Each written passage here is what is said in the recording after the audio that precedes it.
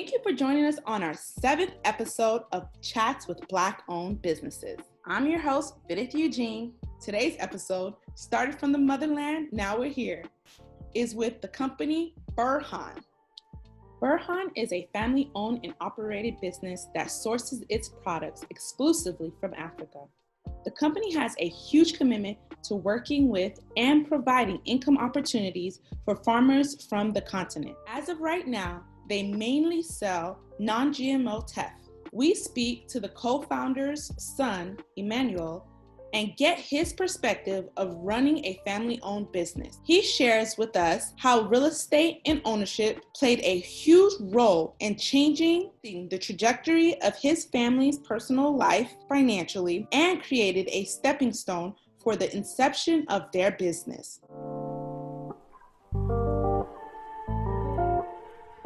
Okay, and if you can go ahead and introduce yourself and tell us a little bit about your business. Hi, my name is Emmanuel. I'm the son of Hermes Manalo and Bethlehem Gebrselassie. They're the two founders of Berhan Grains.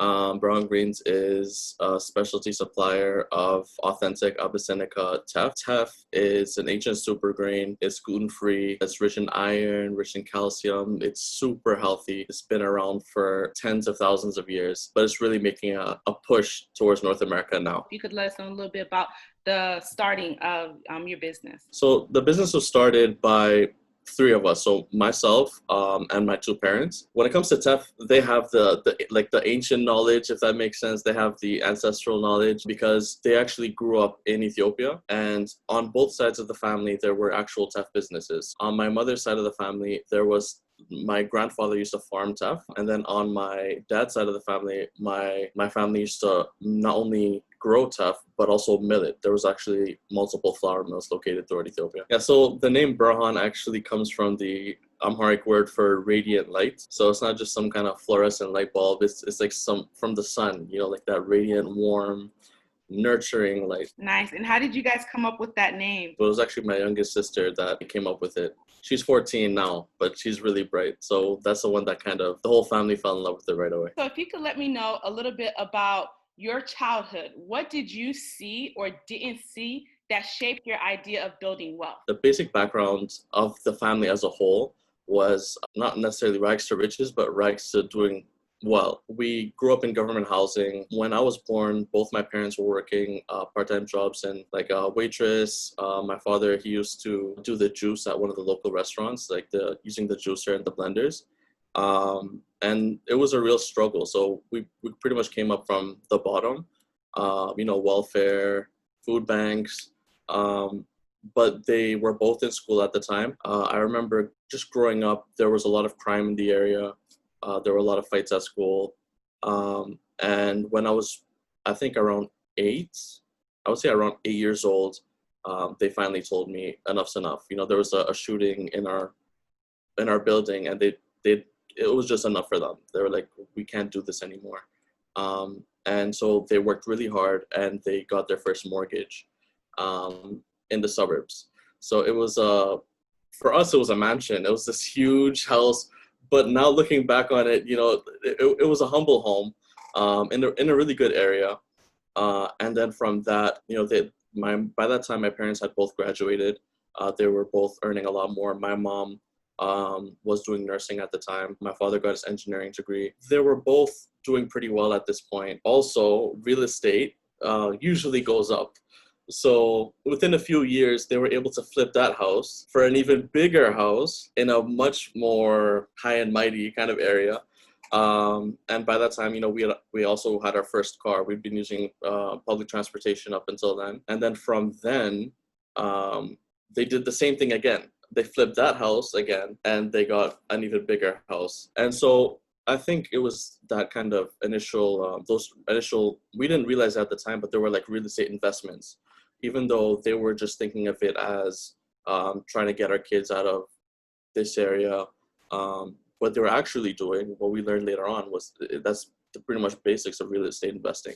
And they've done it pretty well. So thanks to them, after those initial few years of a bit of a struggle, we grew up really well after that.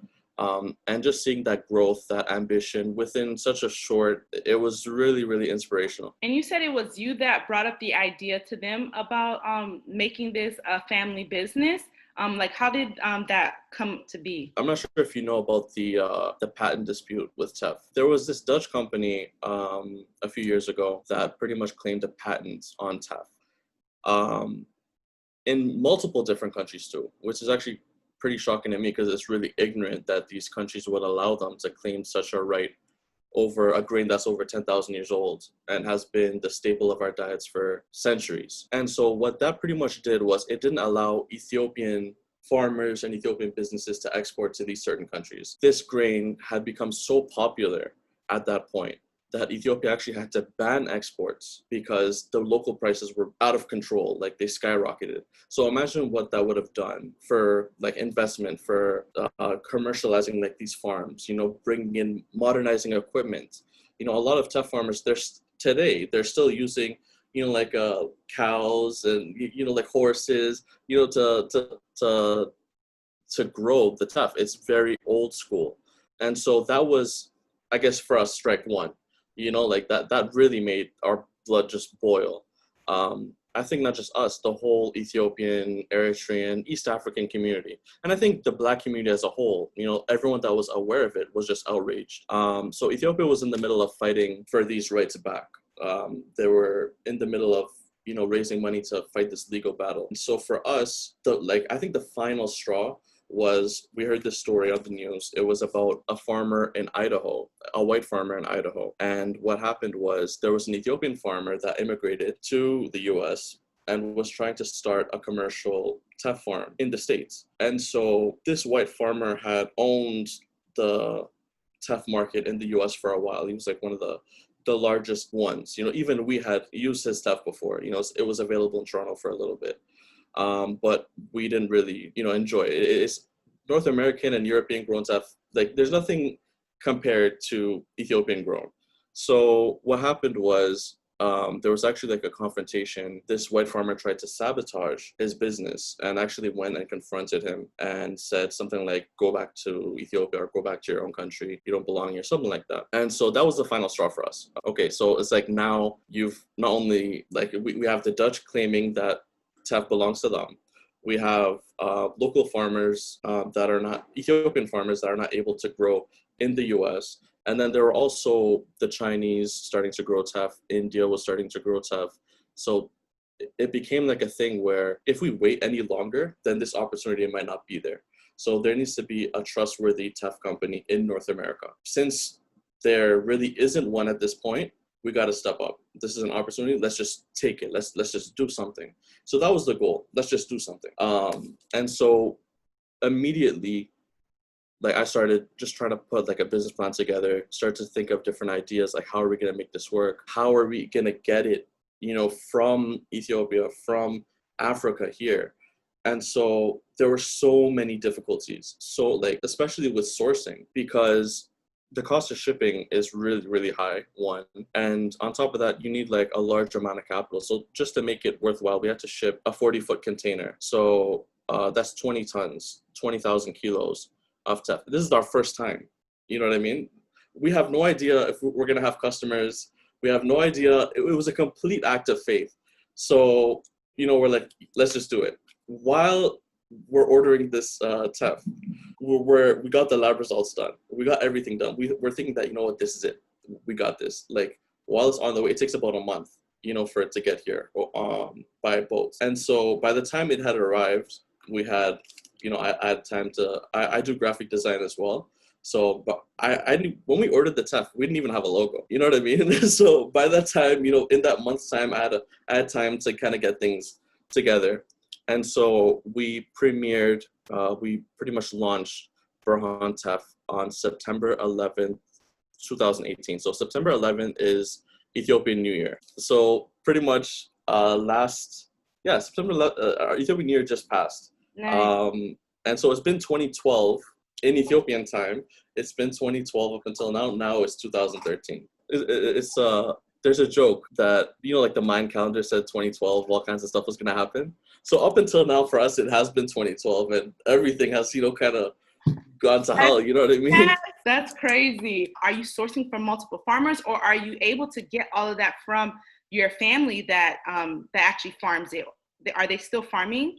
Most of our family don't farm or don't farm to that level, to that size.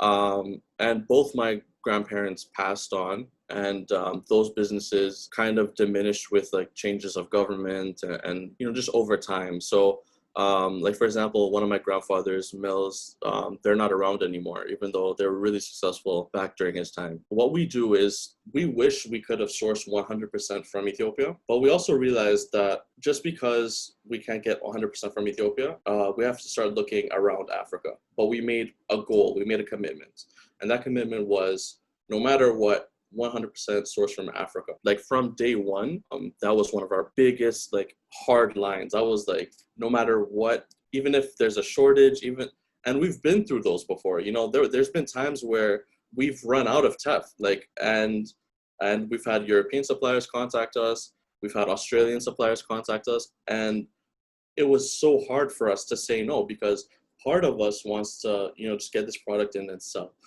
But then the other part of it was, what does this mean? Like, are we just going to become just another teff company, or are we going to keep this dedication to our African suppliers? What does this do? And it's about African development, the Black community's growth. To go against would almost be like a betrayal, if that makes sense. No, it makes complete sense. Yeah, so we've developed really strong relationships with our farmers and suppliers. So right now, the three countries we source from is Ethiopia, Djibouti, and South Africa. We were also in the works with, pre-COVID, we were in the works with Kenya and Tanzania. Just trying to, there's a lot of testing that needs to go on. There's a lot of quality assurance that needs to go on. One of the reasons why I say that is because one of the first things, we actually heard this from a South African company. One of the first things they told us, well, they asked us was, where do you currently source your teff from? And we told them Ethiopia. And they're like, oh, that's dirty teff. And we were like, I have never been so upset. Like, I've never been so, it was just heartbreaking. You know, that's why just from day one, we've really put an emphasis on standard, you know, standard quality lab testing. But there's these underlying stereotypes. And so that's why, like, we've been super strict, you know, with quality control and just our standard and the way we do what we do. So one of the things that we've really been trying, not just sourcing, taking all this stuff, but also giving something back. So we've been working on a few different initiatives, such as traceability, right? So I'm not sure how it is in the US, but in Canada, we have to trace one step back and one step forward. So we have to source, we have to be able to trace back to our supplier, and then we have to be able to trace to our customer. So that's just the basic standards. But a lot of companies like Nestle, the Coca-Colas, you know, these large companies, they go way beyond that when it comes to traceability. Like they're able to trace it down to an individual farm, to a certain area of an individual farm, if there's something wrong. So we've been doing that as well. We called it the Teff Traceability Initiative, so it's TTI. With that,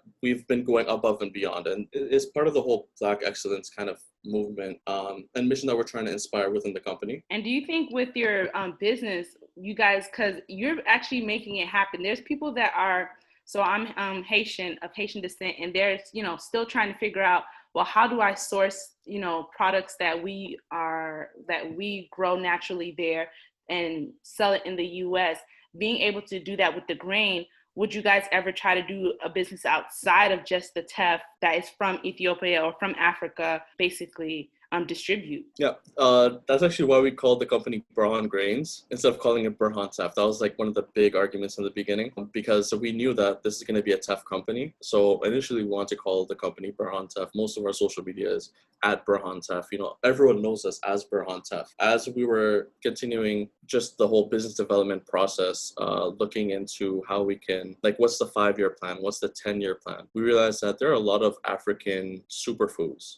There are a lot of, like, there was this one, it's called Fonio, and there was this really great startup. I think it was called Yolele Foods. It was an amazing, like, they were a huge inspiration actually to us. They have this, ancient super grain that they brought to North America successfully. There's a bunch of different stuff like that. Now there's, I think it was called Ada Blooms, and she's actually in Ontario as well, you know, and it was called Baobab, I believe. There's so many. Africa is so diverse. There's so much left, you know, like, even though, you know, colonizers came or tried to come, even though there's been so much exploitation, Africa still has so much to offer. And it's not just Africa too, the Caribbean. There's so many things there's so much ancient knowledge that has not been tapped into, like the fact that we still, like, they don't know how to, that after, like, the Africans, like, after they built the pyramids, they didn't tell anyone how to do it because they didn't trust, anyone else. With reason. Great philosophers, everything is so crazy, but it's crazy how much they've taken from and then made it their own. Like even for, like the great fathers of philosophy they think that they got their information from the Egyptians and just made it seem like it came from them and that it was their own thought process. But it's beautiful to see businesses that are actually reaching back out and trying to get something and create opportunity for Africans, because if we could find a way to actually be able to, and not doing it in a way that exploiting our people, but creating, opportunities for them to actually gain wealth themselves by giving them their actual, what they should be paid for it. I think it would be tremendous, because there's something that's almost like that's going on in Haiti, where it has to do with the cacao and even with coffee beans, where they pay them pennies for the stuff that they're getting from the country, and then they're putting on these like big brand chocolate and coffee, and they're being sold as premium, because the same thing how you said, it's not the same how it's done in Ethiopia compared to how it was done in the US. Because they're using different traditions or whatever it may be, it just doesn't taste the same. They're doing the same, and they're making these products premium because the flavors is just completely different. The way that it just tastes, the aroma, whatever it is, it's just premium products that they're creating. So it's better if we can find, a blueprint from our own people to find out how we can go back and tap into our people, our culture, to be able to share that with the world, and it be on our demand.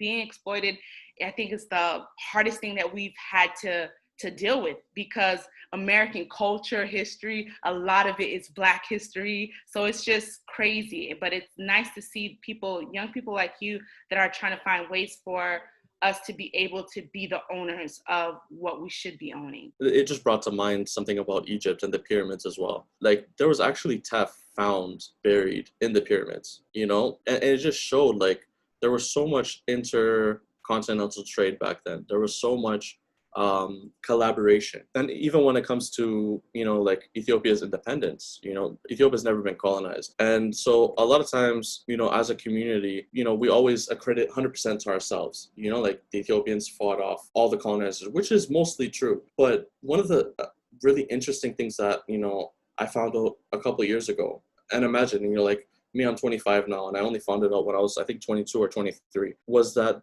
there was a lot of, I think during the second time the Italians tried to invade, there were a lot of African Americans in the States that actually flew to Ethiopia to fight alongside Ethiopians. And so this is what, like, Ethiopian history is African history. Ethiopian teff, Africa needs to unite. The Black community needs to unite in the way it was before. Sure, we have our own when it comes to fighting off outsiders, when it comes to reclaiming what's rightfully ours. If we unite, amazing things can happen. So, for example, when it comes to all these ancient grains, all these ancient superfoods that are throughout the continent, it's like, for example, if there was like a teff and fonio recipe, like, that could be, and it's just like this collaboration. Even what you're doing, that in itself, sharing this knowledge, taking the time to gather this information, taking the time to share it within the community, it's huge. It's huge.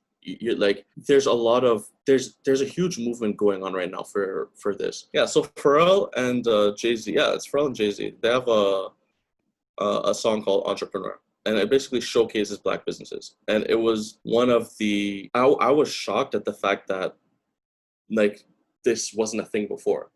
Like, I was shocked at how emotional it made me, And it was the same thing with, Black Panther, right? The Black Panther, the movie. It felt like this should have been a thing. We get what it was able to do was just revolutionary, able to inspire generations, and it's going to continue. There's a really strong movement right now for Black ownership, Black people to reclaim what's rightfully theirs. And also this working together, collaborating, helping one another out. Like when we first started, there weren't that many people, to give us information. But then that was also because we ourselves didn't know who to reach out to. We found out later on that, there's a whole Black Chamber of Commerce here. There's an African Chamber of Commerce. Like there's an Ethiopian Chamber of Commerce. Like there's all these different resources that are available. It's just about finding it, being able to reach out. And then also like what you're doing here, more and more of the younger generation stepping up and saying, there's a need for Black ownership. There's a need for Black equity. There's a need for all these different things. Instead of just waiting around, let me do something, let me take this step. Let me take this risk.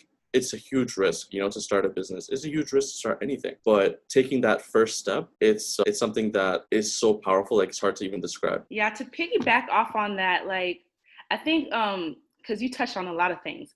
It's as far as with Black Americans, even I could say it might be the same thing in Africa. The feeling of that big divide.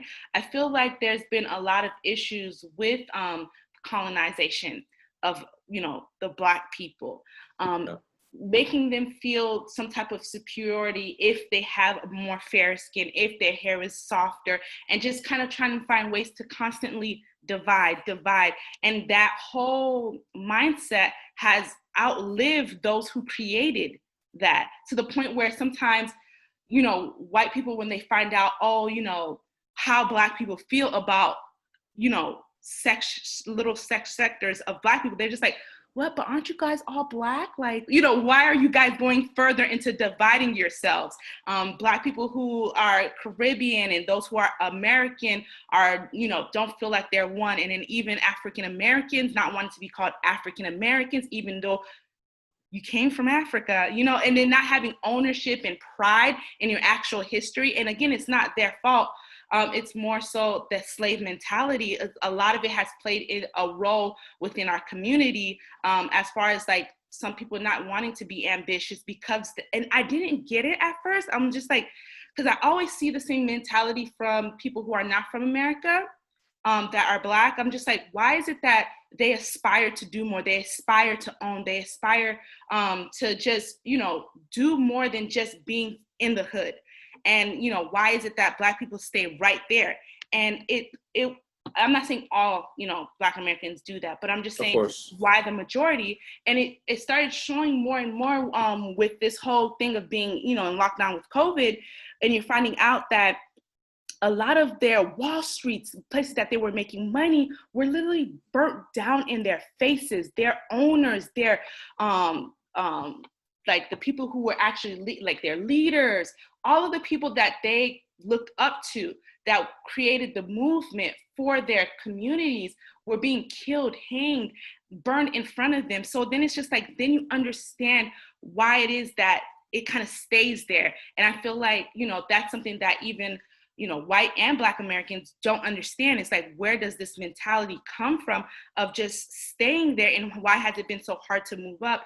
But it's beautiful to see people that are, even if they don't have the mindset to be an entrepreneur per se, as far as like creating a product, but people like me who are like, okay, well, we're doing well for ourselves. How can we start pouring our money back into our community? Where are all the Black companies that we need to start supporting? And that's the cool thing to see as well, is to see, okay, everybody may not be interested in starting a business, but people are starting to realize, wait, I have a power. I have power within my dollar to vote for my people and to be able to bring my community up. It's not just about me being up. Now, how can I bring my community up with me? And I think it's very important for us to start realizing that's what we need to start doing.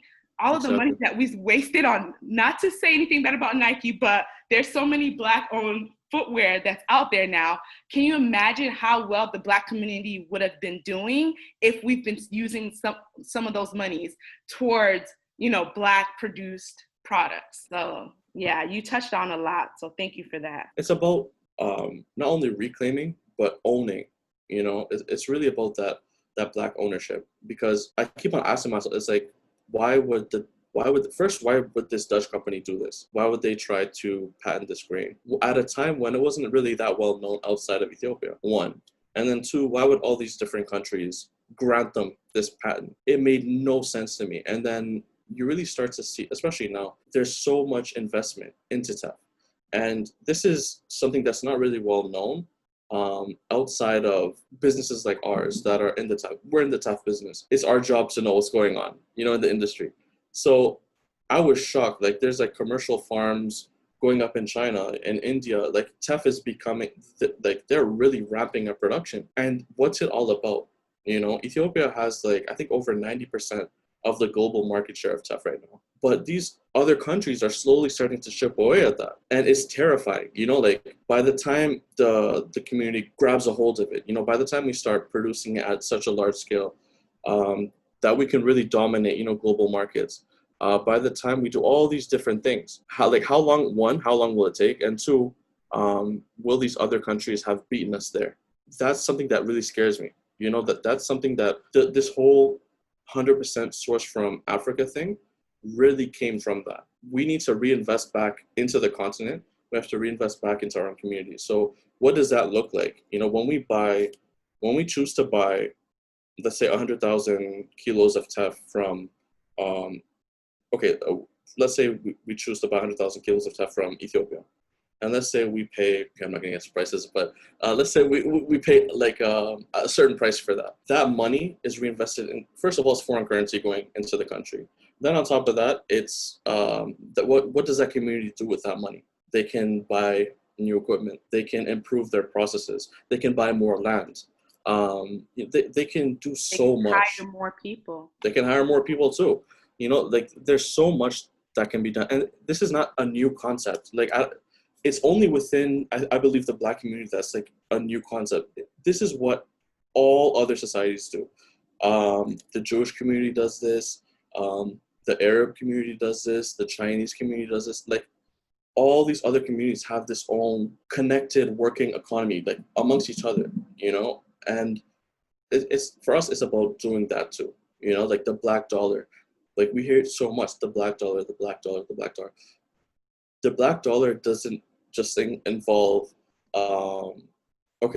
we're near Toronto, right? There are a lot of Black businesses in Toronto. We can choose, for example, when we first got our packaging, we couldn't afford to do fancy, custom made packaging. So we got the standard packaging and we got labels.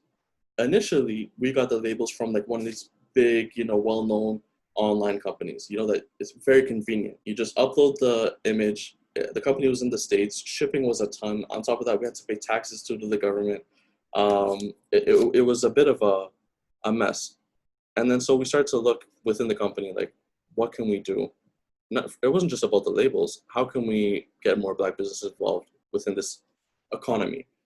So we found out that there was, just within a few phone calls of just asking a few Black-owned business owners that we knew, we found out that there was a Black-owned printing company in Toronto, an hour drive away from us. We wouldn't have to pay shipping. We have our own Sprinter vans. We'd go pick it up ourselves. And on top of that, we'd be helping them out, When COVID first happened, when everything went into lockdown, we needed labels really bad. By that time, we had developed such a great relationship with him. He had shut down his business. He had shut down his whole, the whole facility for us, because he knew we were in a desperate situation. For us, he himself went and printed a few thousand labels, and gave it to us. And that's what I'm talking about.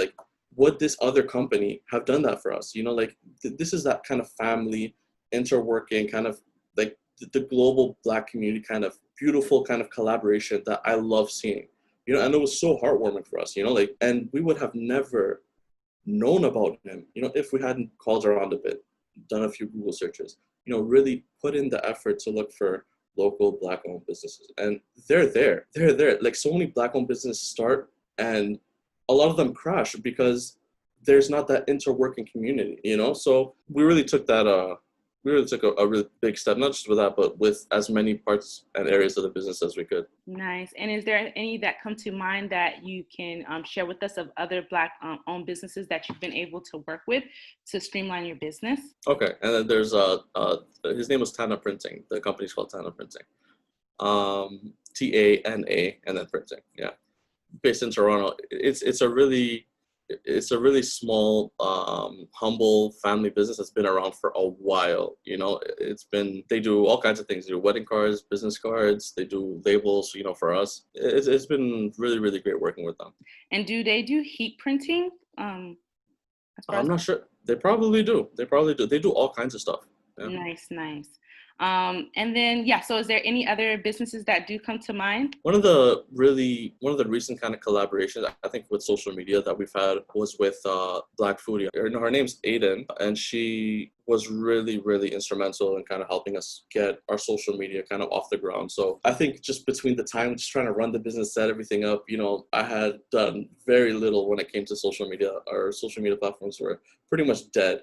And then so we heard of her, like just through mutual friends and through the community. And so we looked into her. She has a beautiful website. I think she really specializes in helping out Black owned businesses around food, food producers, restaurants, cafes, Black owned brands in general. She was really, really instrumental in helping us get our social media off the ground. She came here, she shot, pre-COVID, of course. She shot our milling facility. She put a few recipes together for us. She was really, really helpful. And then she gave us social media tips as well, like how to kind of stay on top of that.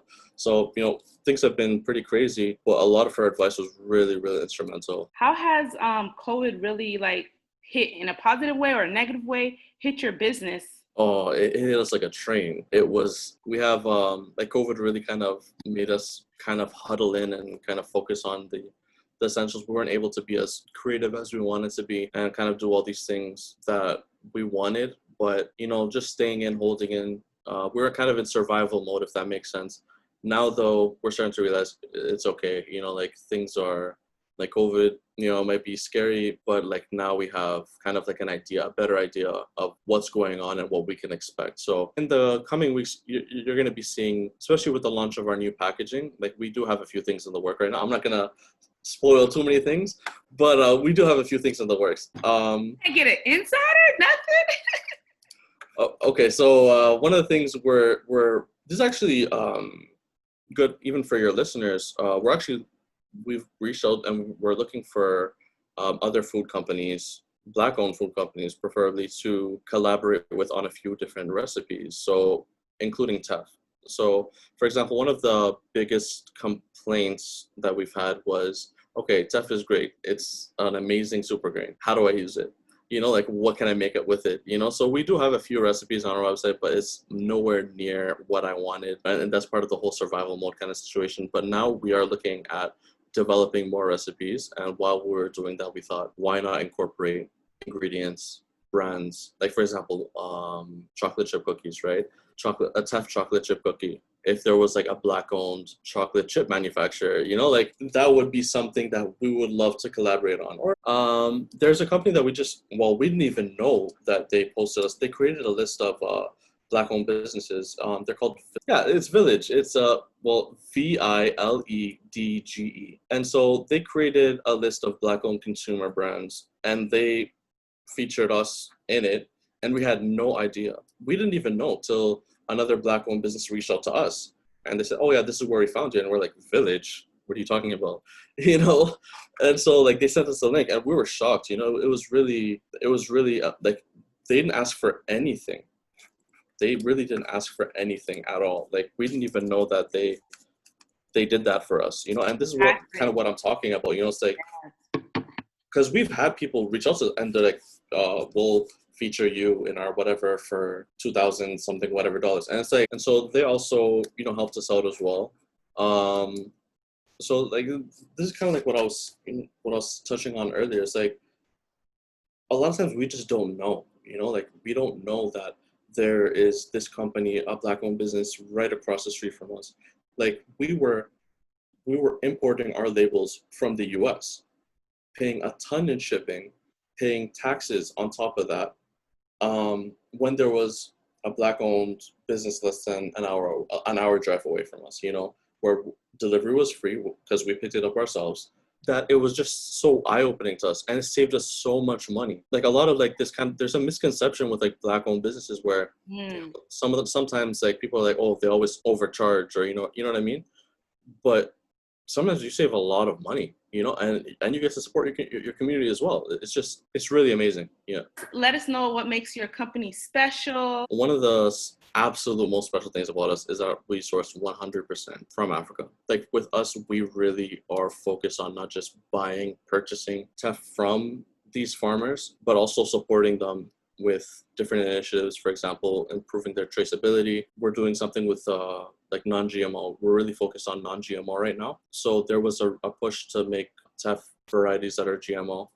We've really been pushing against that, and we've been trying to educate farmers. Like there's over 400, well now over 800 varieties of teff, and there's a reason for that. It's a very diverse grain. We just through ancestral knowledge, through the family's teff ties previously, we know kind of which varieties work best for injera, like the staple food, and then we also know which varieties work best for things like pancakes, cakes, bread, stuff like that. Another thing that we do is we stone mill. Most of the time, most grains are milled these days using roller mills, which are like two steel kind of rolls, like smashing the grain, With us, we use stone. So stone gently grinds it. And that's just the ancestral way that we know how to do it. And there's also like a quality difference that's just, it's hard to describe. It makes the flour almost velvety. It's more manageable for a different variety of baked goods. The quality is just amazing. We also don't bleach. We never do any additives or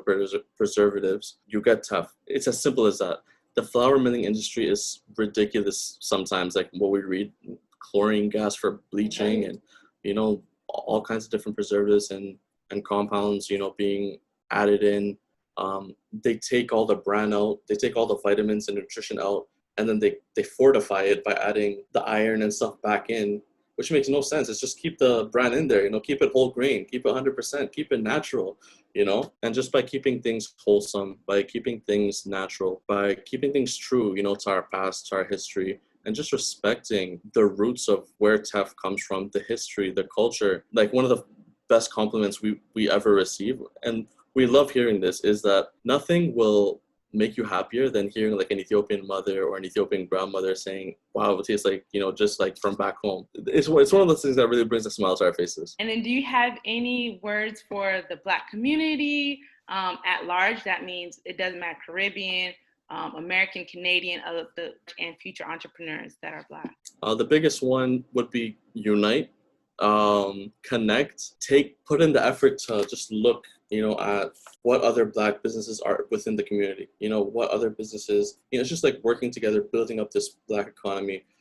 strengthening the Black dollar, really using our money, like our finances in a way that benefits us, and not just like financially, but psychologically as well. Like there's something about buying, for me personally, there's something about buying from a Black-owned business that it's almost like spiritual in a way. It's almost like you feel like an inner sense of a brotherhood, a sisterhood, like a sense of family. Like I honestly feel like now things are really changing because of the internet, social media, like this real connection. Like there's Black Twitter now, you know what I mean? Like this kind of connectivity, working together, growing together. It's really amazing. I think one of the biggest things that we can do for each other is just look around at what Black-owned businesses there are near us, and really, really, really just not just spend blindly, but spend consciously. Like, for example, if I buy Starbucks, but we have in Toronto, there's an Ethiopian coffee company. I think it's called Mofer. I think Mofer Coffee. He owns a few cafes, and he farms it in Ethiopia, the coffee himself, and he brings it, and then he sells it in his own coffee shop in Canada. It's like huge what he's doing. It's revolutionary, like this kind of mentality. Yes. So for me personally, it's like you can make a decision. Go to Starbucks, and sure, they're going to pay the Ethiopian farmers pennies, on the dollar, or support this guy. He's benefiting his own community. And it's the same thing with all kinds. It's not just food businesses, clothes, all kinds of different businesses. It's like what you said about, Nike. There's how many Black-owned brands out there, like support Black-owned business consciously. So just because it's owned by Black people, it doesn't necessarily mean it's good. And sometimes you just have to be real with your own community, really spending consciously. And I think if we do spend consciously, then naturally you want to support your own community. Almost immediately you want to spend within your own community. It's not just about race or culture or whatever it is. It's just about, there's this natural sense of family. I feel personally like, and a lot of, not only my family, but a lot of people within that I know, like that's how they feel as well. It's like a natural move almost. We've been approached by Black-owned businesses, all kinds of different businesses, like Caribbean, all kinds of businesses. And sometimes we are willing to pay like a slight premium. You know what I mean? It's just one of those things where it's like, it's all right. It's like a kind of like, helping each other kind of thing. But then there's other times where it's just like, I feel like you're coming for my pockets. You know what I mean? Like it's just ridiculous. And that kind of, sometimes you really question, it's like, well, I want to support you, but you're putting me in a situation where I can't. You're really, and it hurts me. It's like kind of like, after your parents kind of whip you or whatever, that like it hurts me more than it hurts you or whatever. It's almost like that. It's just one of those moments where it's like, I really wish we could have done business, but at the end of the day, we all got to look out, for ourselves. So that's why I'm like, if you really understood your costs, if did it actually cost you anywhere near that, maybe it cost you with shipping and everything, maybe it cost you let's say $5, $8, you know what I mean? And you're charging $100. Yeah, and it's like one of those things where, do you want to be in business for a few months? If that's the case, go for it. Charge $150 if you want. Like if you believe there's a market for it, but understanding who your customers are, understanding what they can afford is a huge thing. For example, we have here at Berhan, we have 2 varieties of our teff products. We mill in 2 different ways. One we call the all-purpose. The all-purpose teff flours are cold stone milled, which means they're milled this is what's available on our online store, milled very slowly, below 80 degrees. Most mills, they mill up above 120. To be able to ensure that kind of quality, it takes way longer and it's so much more of a hassle. But we do it because that's the only way for it to incorporate properly into, I would say, like North American, kind of food, like pancakes, waffles, breads, cooked, stuff like that. It just works better in those recipes. And then we have the injera grade. The injera grade was designed.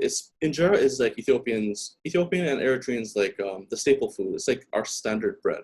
It's like I guess Wonder Bread for the US. Like it's what we eat all the time. It's our thing. And so that is milled much faster and coarser as well. We were able to understand our costs. And when we're able to sit down and really evaluate these costs, we're able to see that, okay, this all-purpose is costing us a lot more to produce than the injera grade. So what are we going to do? Are we going to charge the same for both, which would be a lot easier to explain to customers? Or are we going to just create these 2 separate product lines? So that's what we separated them. And so for the all-purpose one, it costs a lot more. For example, for £5, it's like no one can stop this. Internet's here, social media is here. We've already reconnected. We've already touched base. Like the global Black family has already started to reunite. So this is something that's not going to stop. I'm just going to put it that way. It's not going to stop. And so it's not like that. I think another thing that's really important is that we also have to understand what has happened in our past, in our history, and make sure that doesn't happen again. You know what I mean? It's like there's times where I hear stories, I read articles, and it's like, wait, what? Like sometimes I'm just in pure shock. Like this happened. That, like, for example, we were just talking about the Chinese, right? Like they're investing so much. Sometimes I'm hearing ridiculous numbers, and I'm like, wait, how much interest are we paying back on this? You know what I mean? Like, how long are we going to be in? What's the collateral on this loan? What's going on? And so, like, I think we all need to just also be cautious as we grow, as we continue to connect. We also need to be very cautious and kind of like huddle in, like protect one, really just watch each other's backs, also. It's something that's, growth is good. Growth is really, really good, but you also got to watch that as well. You know what I mean? Like you don't want to, for example, there's some people that say like, you don't want to grow too fast, otherwise you might lose everything, So it's one of those things too, where we also it needs to be a conscious growth, and this needs to be like something, it's like a family getting back together. It's like a family reuniting. That's the way I see it. Yeah. Thank you so much again. This was awesome. You have a good one, man. God bless You you. too. You too. Have a great one. Thank you. All right.